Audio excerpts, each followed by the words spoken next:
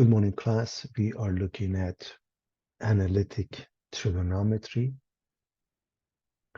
the inverse trigonometric function.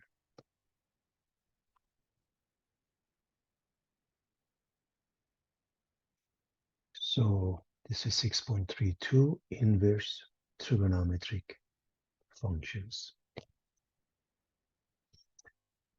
So the objectives are to find the exact value of expressions involving the inverse sine, cosine, and tangent functions. Define the inverse of secant, cosecant, and cotangent functions. Use a calculator to evaluate those inverses. Write a trigonometric expression as an algebraic expression. So, reminding you of the unit circle, x squared plus y squared equals 1, where a point with coordinates x comma y is represented by cosine and sine, and with that comes the formulas that you see here if we take it to be a unit circle. If we make it a general case, a circle centered at 0, 0, however, with the radius r, when, for example, sine was simply y because it was y over r and r was 1. Nice, y over r. All of this, the r is 1 for the unit circle. Periodic functions. Every trigonometric function is a periodic function with a period of 2 pi, except tangent and cotangent. All of them are odd functions except cosine, therefore secant. That means cosine of minus x is cosine x, secant of minus x is secant x. That means even functions. And we have fundamental identities. We really have to master them. Sine squared plus cosine squared equals 1, and the rest of them are called Pythagorean theorem. Tangent is sine over cosine, and reciprocal identity is cosecant is 1 over sine, and the rest of them. So formulas, that's what trigonometry is all about. To graph sine and cosine, we look at 4 arcs, 1, 2, 3, 4, and therefore 1, 2, 3, 4, 5 key points. Same thing for cosine. That's how we graph them nice and easy by cutting the period into 4 equal sub-intervals. Sine and cosine are the same with just moving by pi over 2. That means sine is the same as cosine of x minus power 2. And we know the period is 2 pi and the amplitude is 1 if we happen to have a sine omega x and a cosine omega x. The t becomes 2 pi over omega, and amplitude is the absolute value of a. The sine, cosine, tangent, none of them are one-to-one function. Restriction that we make on sine makes it 1-to-1, and it gives rise to its inverse. So when y is sine inverse, that means x equals sine y. And over here, the restriction is that we make the restriction, the domain goes from negative power 2 to power 2, and the y remains from negative 1 to 1. Now the x, so the domain becomes range, the range becomes domain. So x for the inverse is between negative 1 and 1, and y is between negative power 2 and power 2. Take a look. We, of course, know their composite function is x as long as this x is in the right interval. Sine inverse of sine, it must be between minus power 2 and power 2. Sine of sine inverse must be between negative 1. We do the same thing for cosine. The restriction for cosine is from 0 to pi, and that gives rise to the inverse of cosine. And the same thing as we did for sine, we do it for cosine here. Where y equals cosine inverse, that means x equals cosine. So the restriction on x, on the y becomes the x here, and on the x becomes the y. And pay attention to the inverse. Tangent, the restriction on the tangent is like sine, with the Difference that we do have the equality here, but we don't have it here simply because at x equals minus power 2 and x equals power 2, we have VAs, vertical asymptotes. The domain of tangent is that it's not defined at that point, at those points. Therefore, it gives rise to the existence of inverse tangent function. And we write the same thing as we did here. So y is tan inverse, that means x is tan y in the proper domain and range.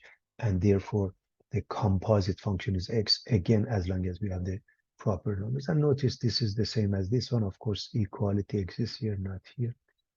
But this is the interesting one. For tan of tan inverse to be x, x can be any number because remember the range of tan is all real numbers, and so is the domain of tan inverse.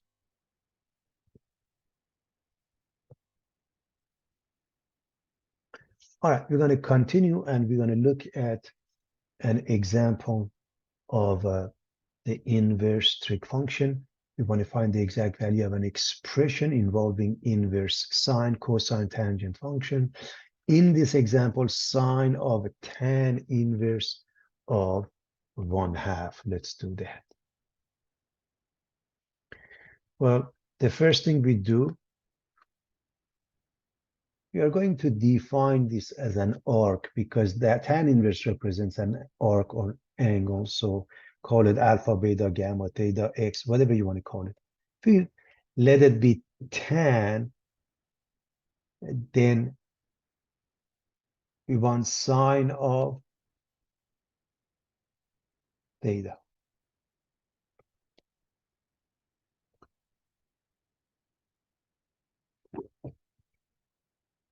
So if we want sine of theta, we're going to use this to get there. And by definition of the inverse,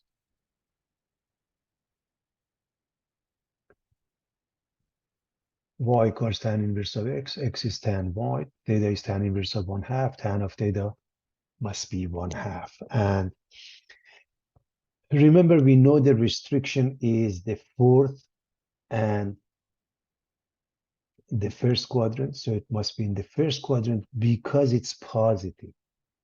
In the first quadrant, sine is positive 2. So there are different approaches, and I'm going to look at both ways. One way we can look at it from the point of view of circles, where tan is defined as y over x. So y is 1, x is 2. And remember, both of them are positive because we know about the first quadrant. So if we were to graph this, so we have the x and y. What would be the r? X squared, which is 4, y squared, which is 1, they add up to 5. So r squared is 5, r becomes square root of 5. X squared plus y squared equals 5. Again, I want to make sure we understand where it comes from. So x squared plus y squared equals 2 squared plus 1 squared equals 5. That's how we get the r squared. R squared. Therefore, r is square root of 5. Well, what do we know about sine? We know sine to be y over r. So 1 over r, square root of 5. And I'm assuming everybody can rationalize it. If you multiply this by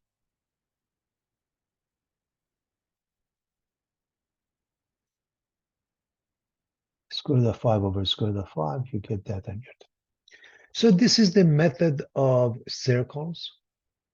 Let me look at the same thing, method of identities, and remind you of Pythagorean identities. We want to relate somehow sine and tangent, and we know tan squared plus 1 is secant squared, because secant squared gives rise to cosine, and then from cosine and tangent we can go to sine.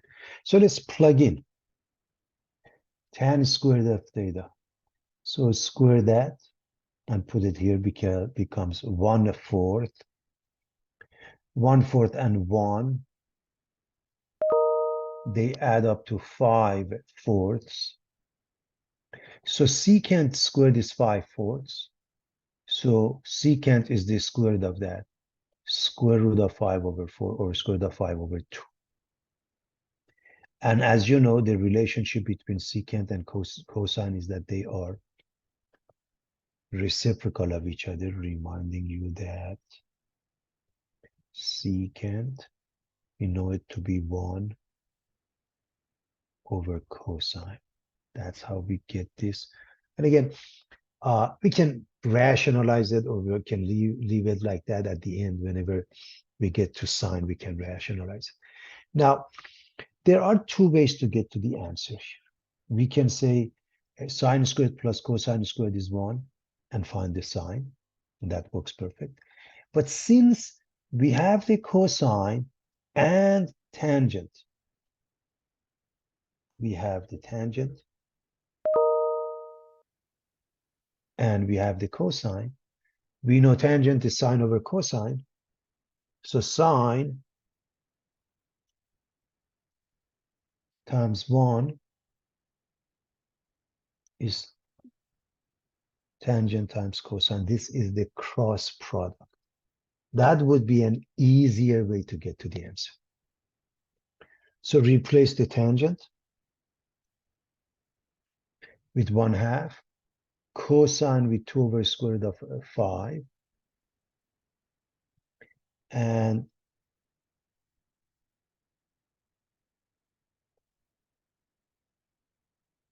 this is 1/square root of 5.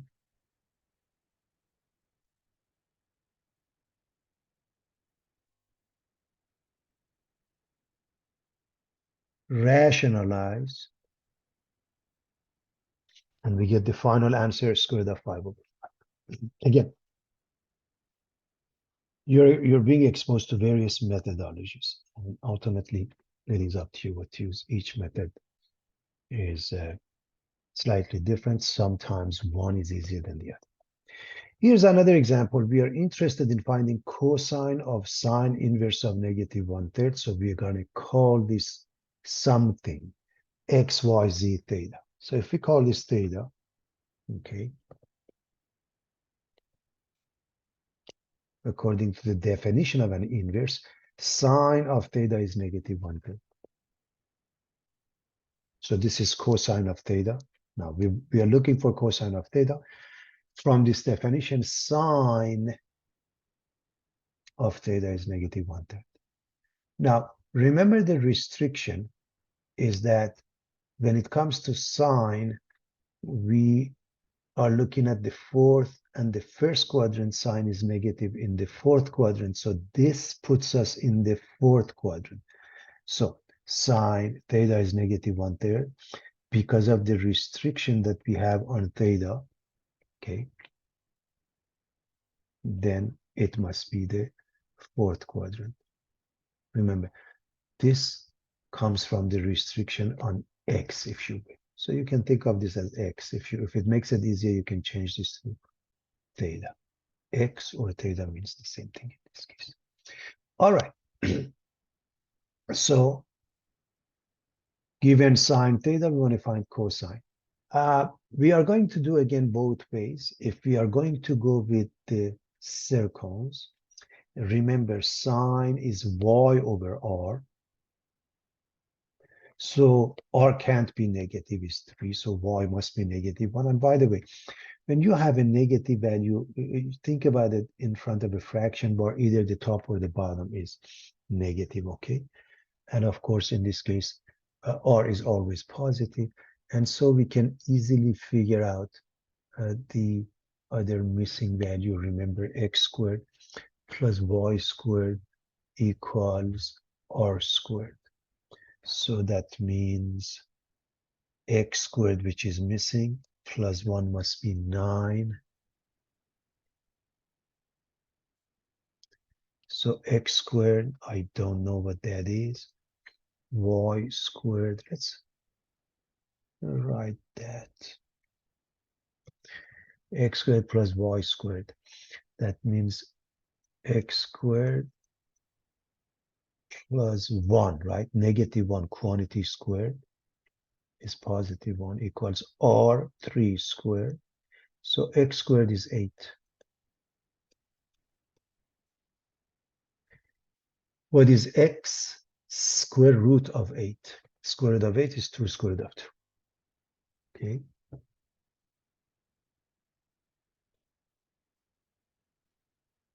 Because 8 is 4 times 2, 2 square root of 2.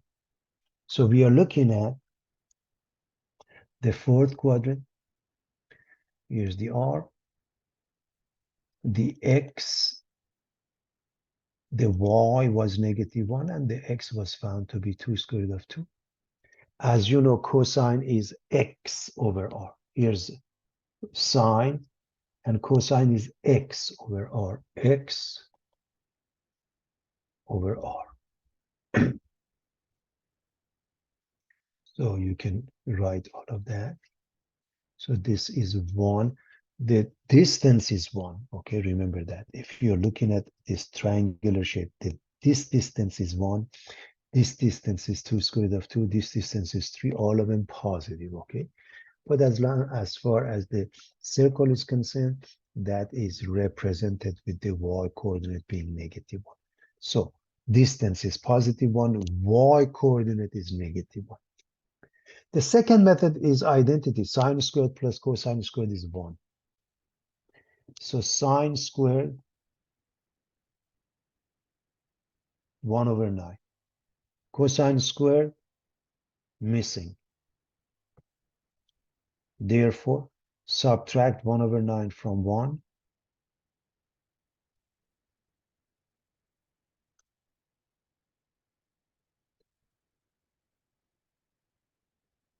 Cosine squared is 1 minus 1 over 9, which makes it 8 over 9. And cosine is the square root of that.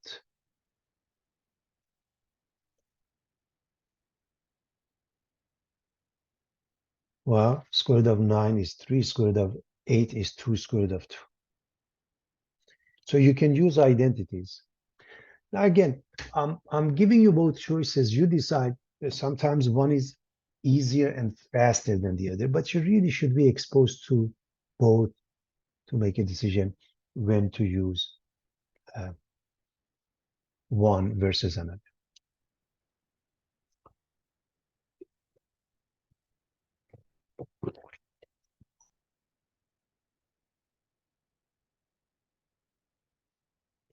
Tan of cosine inverse of negative 1/3.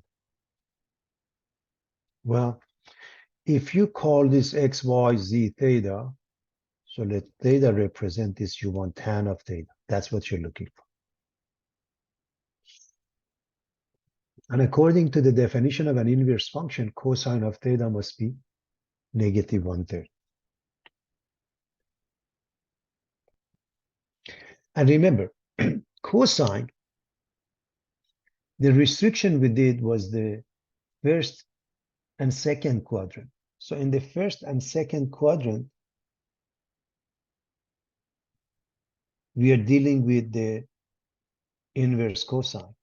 And since this is negative, cosine is positive in the first quadrant and the fourth quadrant. So in the second quadrant, it belongs. So you can figure out the quadrant this way because of the restriction on the inverse function. Remember, if you're talking about 0 to 2 pi, you need two pieces of information to put them together. But if you're talking about the inverse function, because all inverse functions, we restrict them to two parts, okay, out of the four, we can figure it out easily. Therefore, we are looking for tan of theta. All right, so if cosine is negative 1 over 3 and cosine is x over r, and r can't be negative, x must be negative 1, r must be positive 3, according to circles, if you want to stick with that.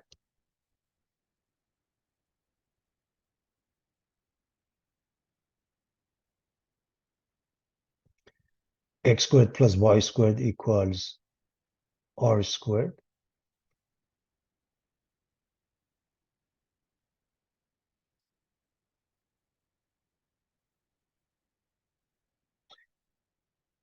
X squared plus y squared equals r squared. That means 1 plus y squared equals 9. We get to the same situation as the previous page. The answer is 8. So in this case, y becomes 2 square root of 2. We've shown that 2 square root of equals square root of 8. And so you're looking at a circle which has a radius of 3 and a point having coordinates x and y. X is negative 1, y is missing, and we found it to be 2 square root of 2. And if we were to look at this triangle, okay, you have this distance of 3. This is distance of 1. Remember, x has coordinate negative 1, but the distance is 1, and this distance is 2 square root. And so now tan theta is y over x. Tan theta is y over x.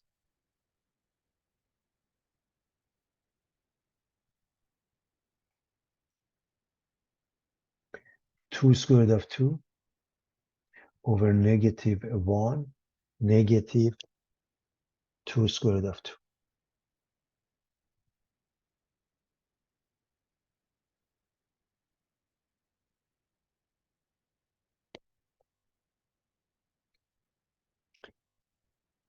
If you were to do it by identities, you could use various methods. If you go with sine squared plus cosine squared, from cosine you get to sine, and then the ratio of sine and cosine is tangent.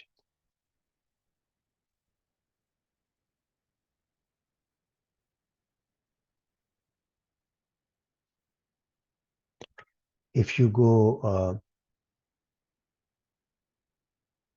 with another identity, okay,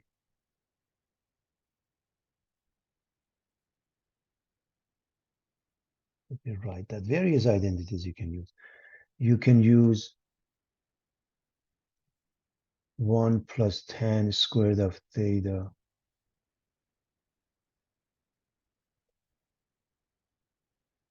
is secant squared of theta.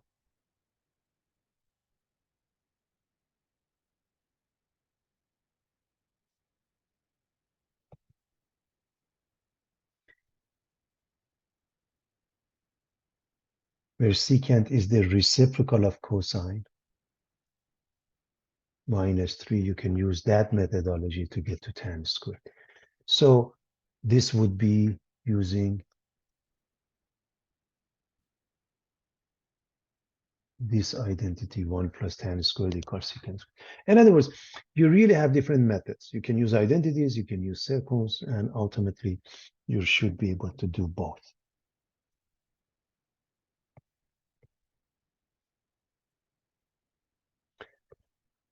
Let's look at other functions, in this case, inverse secant function.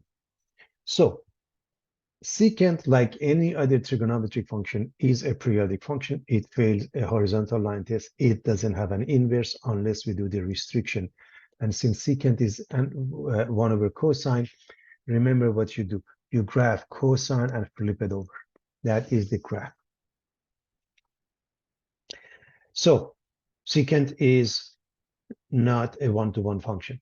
You have to restrict it. And you know, secant, the x goes from negative to positive infinity. X can't be 2n plus 1 times power over 2. That means odd multiples of power over 2. And y has all numbers except between negative 1 and 1. That's the meaning of absolute value of y is larger than or equal to 1. Can it be 1? Yes. But in other words, remember, sine and cosine are between negative 1 and 1. It can't cover that. That's the meaning.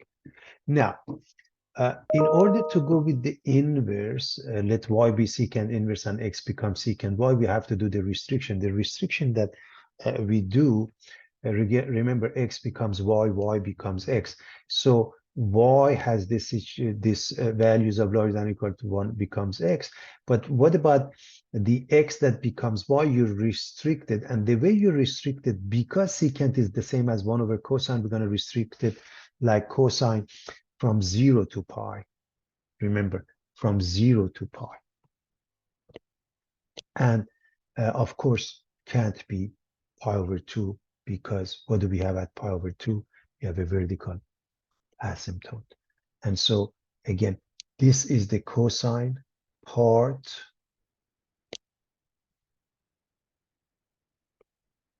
This is the secant part. Let me use a different color here. This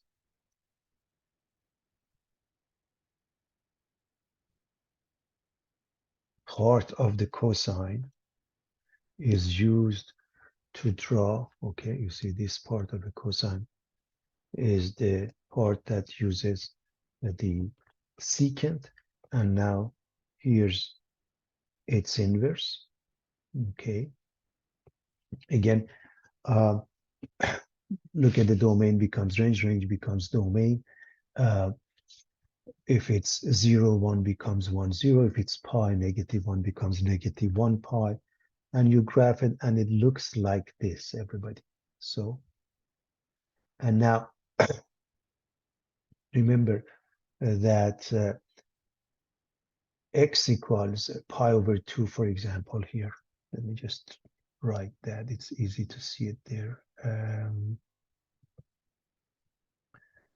This line, x equals pi over 2, is your vertical asymptote. Now, y equals pi over 2 is your horizontal asymptote. Okay? And so it goes indefinitely towards the asymptote. The same thing here, f of x equals secant inverse of x. And remember, between -1 and 1, it's not defined. All right, so here's an example. We want to find secant inverse of a 2. We let that be x, y, z, theta. If it's theta, by definition, secant of theta becomes 2. And we may not know the value, but we remember secant is 1 over cosine. Therefore, cosine is 1/2. So from secant, go to cosine, and theta becomes pi over 3.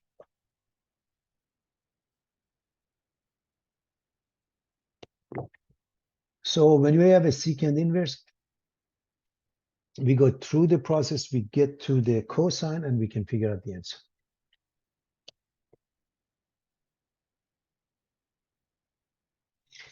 What about cosecant? Again, that's not a one-to-one function.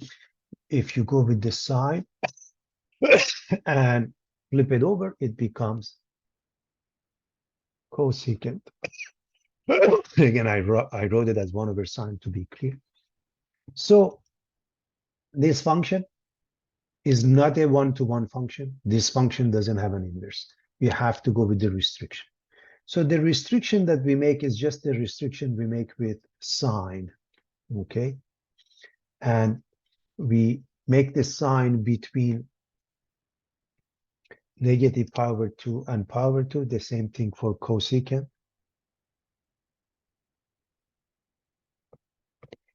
And of course, it can't be 0, because here's the portion. We're going to use this portion and this portion. Let me show you the sine piece. So this part. So this was the restriction we put on sine, okay? So we use the same restriction. So it goes from negative pi over 2 to positive pi over 2. But remember, this cosecant has a vertical asymptote. So x equals 0 is a vertical asymptote. X can't be 0. For the inverse, y can't be 0.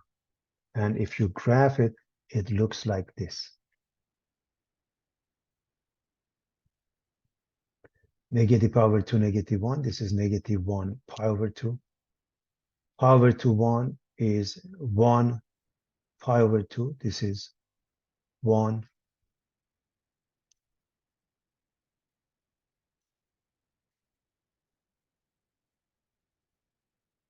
pi over 2.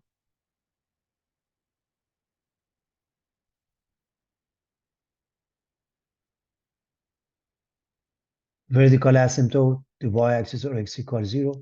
Horizontal asymptote, the x-axis or y equals 0. So for this,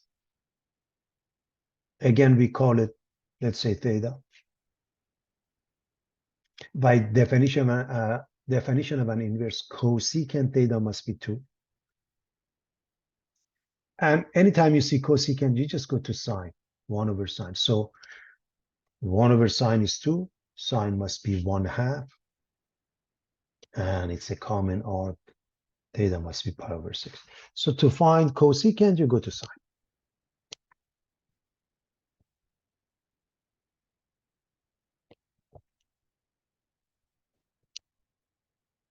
In fact, if they're positive, it's very simple to handle.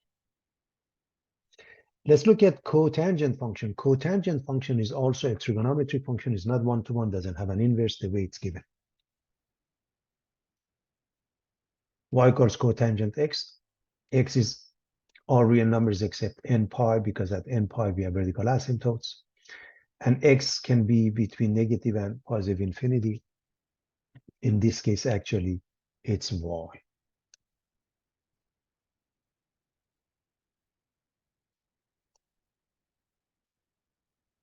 So the y can be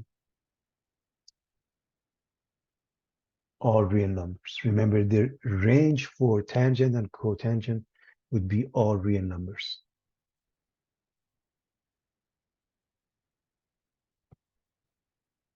So what do we do? In order to get to inverse, we have to restrict it. So we restrict it to one complete cycle. And cotangent is cosine over sine. And because of that, in essence, we go with cosine, which is from 0 to pi. So the restriction we put is from 0 to pi. And of course, now the range is still all real numbers. The range is all real numbers. So the range becomes the domain for the inverse, okay? And the domain becomes the range for the inverse. So remember, the restriction is one complete cycle from 0 to pi. And so here's what's going to happen. You have x equals 0, x equals pi as vertical asymptotes. Now we have y equals 0, and y equals pi as horizontal asymptotes. So this is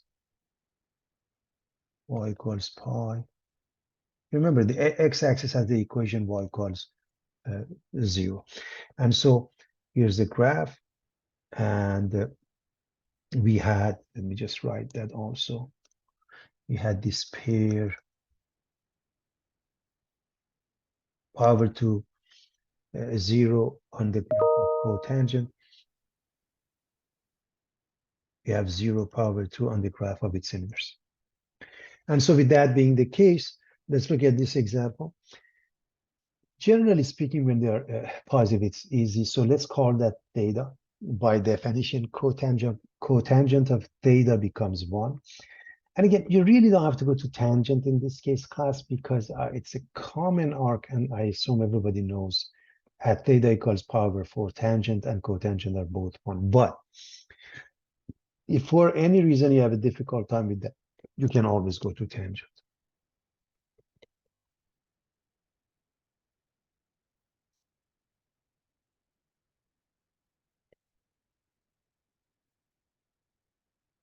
All right. Let's look at these values again, refreshing your memory about the way we defined, I don't know, sine, cosine, tangent, cotangents, inverse. So I have a couple of them here for the sake of argument. So secant inverse of 3, okay. You can use as a cosine because you can use a calculator. It's not a common arc. Secant inverse of 3 is the same as cosine inverse of 1/3. And now I don't know the answer because it's not a common arc. If you just put it in a calculator, cosine inverse of 1/3, it gives you the answer. And again, just be careful whether the answer is in radians or degrees. This is in radians, 1.23 radians, and you can obviously times 180 over pi, change it to degrees if need be. So that's part A.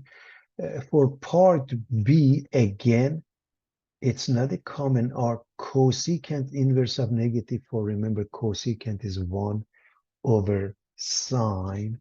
Therefore, it's the same as sine inverse of the reciprocal of this number. So this is 1.23, everybody. This number. Again, I went with a couple of decimals. You go with the number of decimals that they ask you. The second one, this one, cosecant inverse of -4 is the same as sine inverse of -1/4 because the calculator, most calculators have restrictions, so they don't have all of the trigonometric functions. You go with sine, cosine, and tangent, and you come up with the following answer. And however many decimals, for the sake of argument, if you stop at 2, 5 next to it, 2 doesn't change, okay?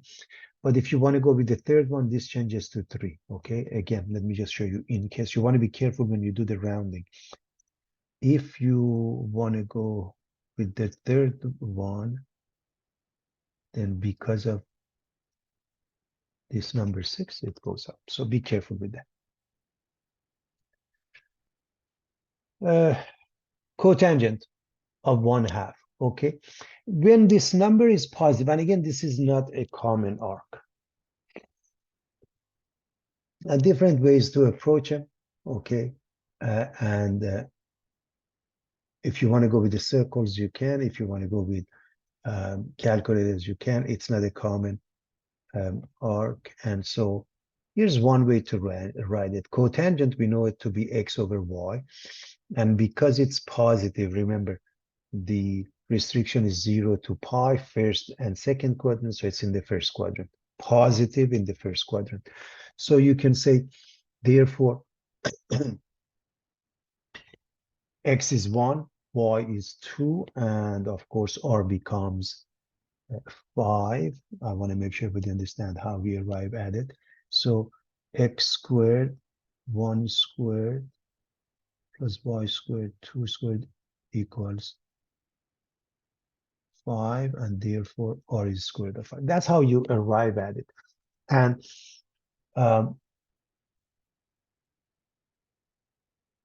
now you can use various values, okay?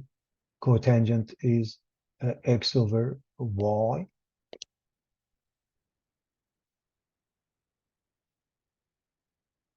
And you can say it's cosine inverse of 1 over square root of 5 because it's, let me just make sure we understand. This is, okay, because cosine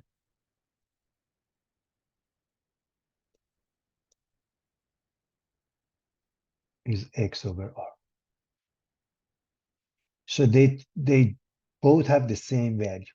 You might say, why are we going to cosine? Well, the restriction on the calculators, okay? And so it's 1 over 1.11 given cotangent of inverse. So I want you to pay attention to as to why we do this. If x is positive, we can use tan inverse of 1 over x for the usage of a calculator. Because this is positive, you can go with 2 and find tan inverse of 2. But so tan inverse of 2, and it gives you the same answer. And by the way, if you want to stop at 0, you look at 7 and you change it to 1. That's what happened. I want to make sure we understand where this number is coming from. This number is coming from a calculator. Tan inverse of 2. Okay. Can we use tan inverse? Yes, because this is a positive value. Pay attention to this. So if this is positive, it's faster and easier to go with the tangent. In other words, you can go with cosine inverse of 1 over square root of 5. And the reason I say why cosine inverse, remember, what is the restriction on cotangent? We go from 0 to pi. What is the restriction on cosine? We go 0 to pi. Because of that, in order for you to find this, if you want to use a calculator, you must go to cosine. However, if it's positive, tangent will do the same job. But if it's negative, it will not do the same job. You either have to go to cosine, or I'll discuss a different methodology. So be careful with that. When it's positive, you have nothing to worry about. Secant and cosecant doesn't matter because you go to the reciprocals. So, for example, if you have cotangent inverse of -2, you can't go with the reciprocal of that, which is -1/2, and find tan inverse of -1/2. It won't give you the correct answer. Why is that?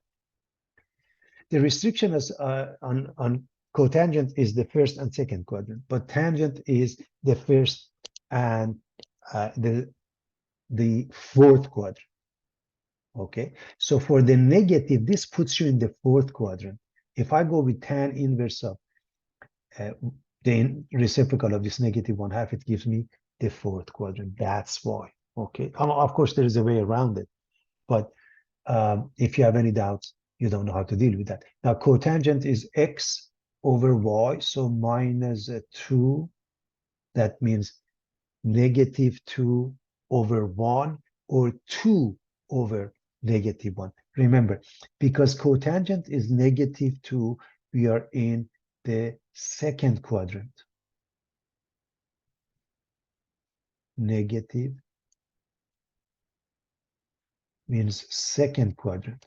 In the second quadrant, y is positive. So let's write this as -2 over 1, or 2 over -1, anytime you want to figure it out. So because in the second quadrant, y is positive, we don't choose this, we choose this one. So y becomes +1, x becomes -2, and of course x squared plus y squared gives you 5. The radius is the square root of 5. Okay, but now we are here. I want to make sure we understand how we arrive at it.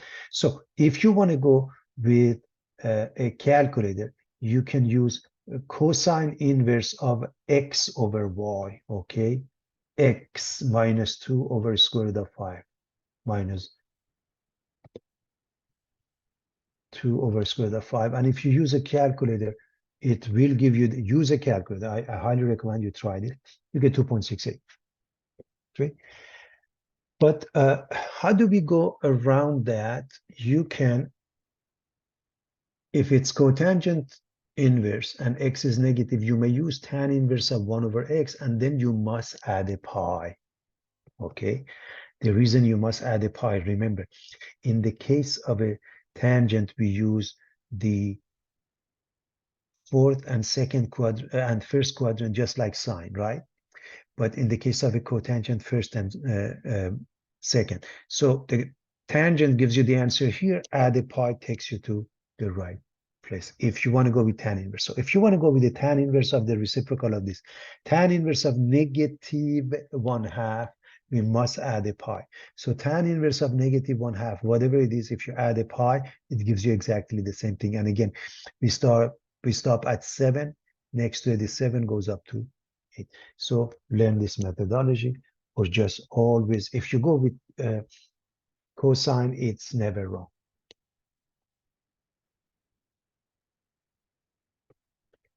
All right, let's continue. We want to find an expression that gives a sine of tan inverse of u, and again, the inverse function. So tan inverse of u is something like theta. By definition, tan of theta is u, and so we want sine of theta. So we want sine of theta. So if tangent is given, how do you find sine? Well, if we go with identities, we can go with one of those Pythagorean identities. 1 plus cotangent squared is cosecant squared. And since we have the tangent, we can replace this with the reciprocal of that. So 1 plus 1 over tan squared. And we want sine. Cosecant is 1 over sine. So 1 over sine squared. Okay. Remember, from tangent, we want to go to sine. If you take a LCD, common denominator, this becomes tan squared over tan squared. Okay. So tan squared plus 1 or 1 plus tan squared over tan squared.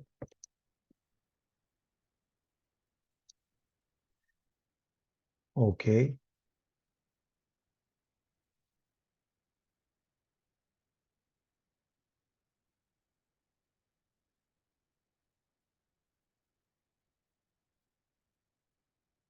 And so what happens is that 1 over sine squared remains.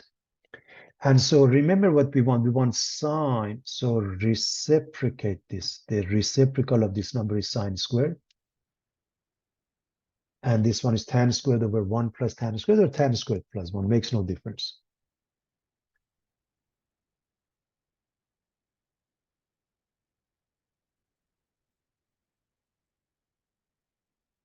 And so replace the tan with u. You get u squared over 1 plus u squared.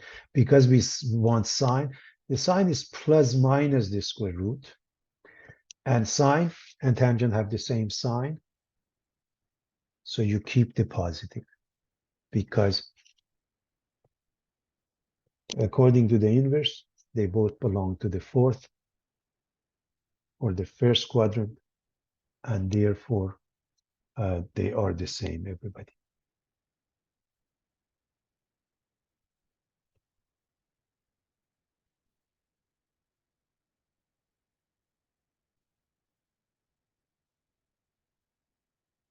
All right.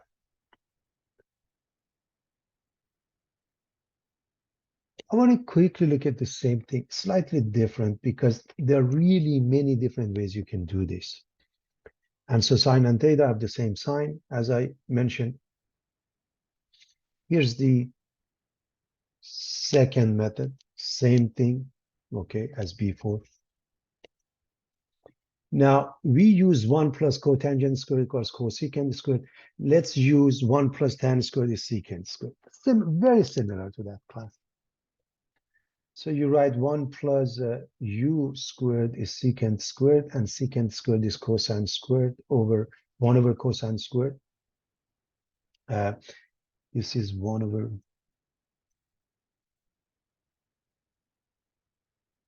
cosine squared. So if we write the reciprocal, in other words, flip this over, this is cosine squared, comes up, this 1 over this, right?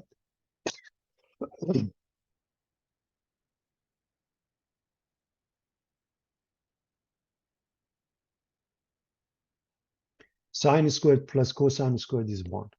Sine squared plus cosine squared is 1, or sine squared is 1 minus cosine squared. Let me remind you, remember sine squared plus cosine squared equals 1, something everybody knows, okay?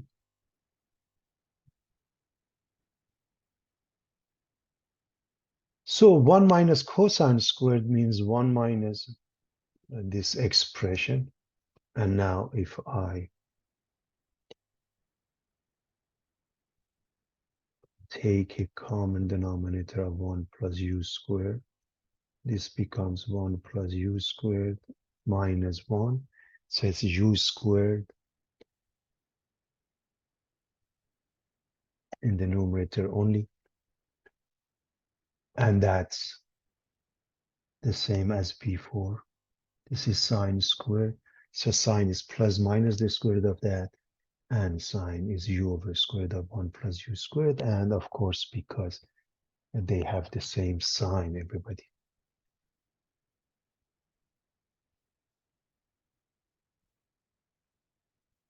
Again, pretty straightforward. we are finding an algebraic expression for those.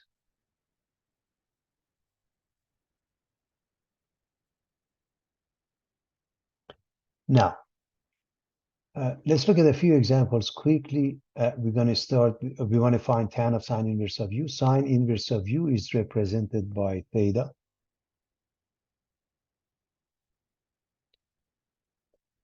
By definition of an inverse function, sine of theta must be u. If sine of theta is u, you want to remember tan of theta, right? By definition of this inverse function, sine of theta is u, and you want tan of theta. One approach, interesting approach.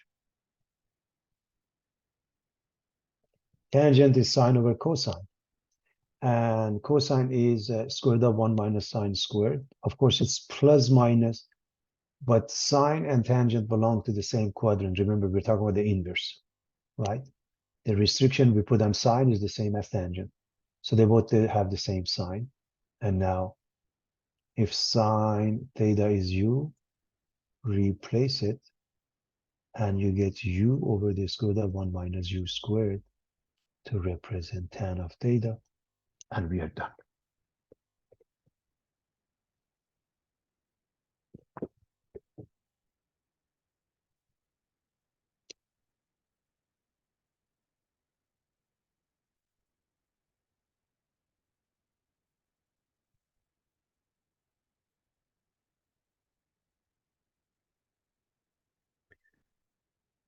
Now we want tan of secant inverse. So we start with secant inverse.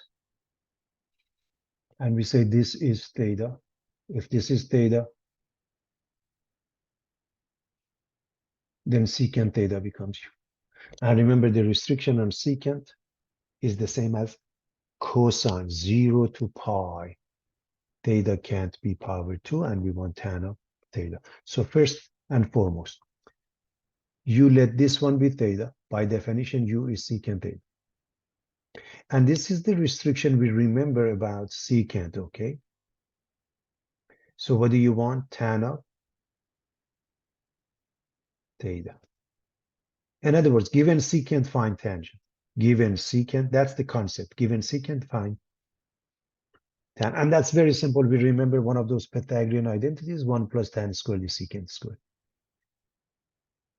Therefore, tan squared is secant squared minus 1. And secant was u, therefore secant squared is u squared.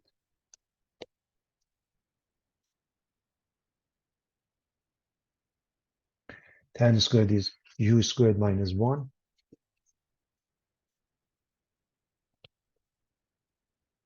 So tan is plus minus the square root of that, or simply square root of u squared minus 1. Because in the first quadrant, both of them are positive. The inverse goes from the first to second quadrant. In the second quadrant, secant, just like cosine, is negative, so is tangent. So they have the same sign. Okay, they have the same sign. Cosine of sine inverse of u, you start with sine inverse of u. You call it theta. Therefore, sine of theta is u, and you want cosine of theta. So according to this, sine of theta is u, and you want cosine of theta. Sine squared plus cosine squared is 1. Cosine squared is 1 minus sine squared.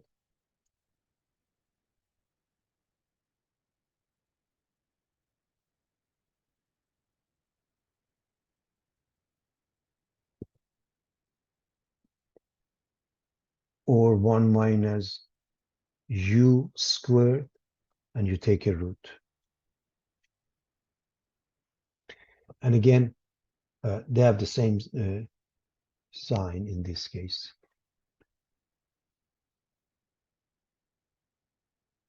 Cosine of theta is square root of 1 minus u squared.